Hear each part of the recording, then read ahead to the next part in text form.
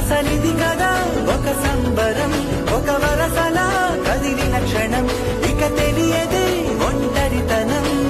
ఎన్నాళ్ళ దూరాలు కన్నోటిలా వస్తూనే పోయాయి కన్నీళ్ళు.